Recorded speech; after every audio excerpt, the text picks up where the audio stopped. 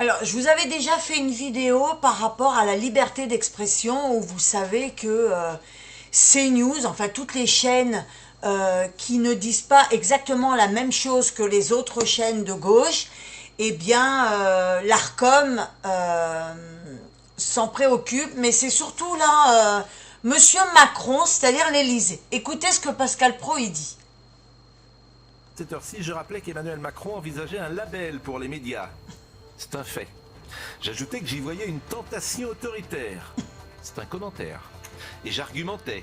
Qui donnerait ces labels sinon des organisations pilotées plus ou moins par l'Élysée, en tout cas sous l'influence du pouvoir. C'est encore un commentaire. J'évoquais la Pravda, le ministère de la vérité, ça s'appelle du second degré, même si aucune plaisanterie n'est innocente. Hier à 19h03, l'Élysée publie une séquence vidéo ciblant le journal du dimanche, Philippe de Villiers et votre serviteur, après les mots prononcés le matin. Nous voici accusés de désinformation. Non. Quand Philippe de Villiers dit « Jamais la menace totalitaire n'a été aussi présente avec la Macronie finissante », ce n'est pas de la désinformation, c'est un commentaire. Et le commentaire est libre.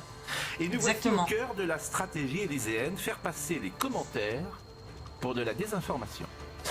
Emmanuel Macron ne supporte plus les critiques, et pour cause.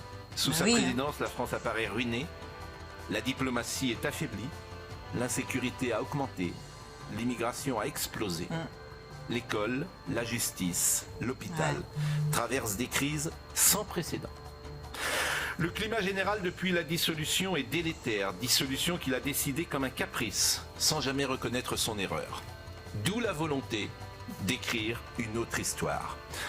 Hier matin, c'était une éventualité. Hier soir, c'est devenu une réalité. Le ministère de la vérité est né. Voilà. Donc, vous avez entendu. Donc, la liberté d'expression, parce que là, on a beau dire, s'il n'y avait pas CNews et d'autres chaînes qui révèlent réellement la vérité, quand vous entendez Monsieur Dupond-Moretti qui vient vous dire c'est un sentiment d'insécurité, il faut arrêter. Il faut arrêter de croire ça. Ce n'est pas vrai. Les femmes aujourd'hui sont en danger.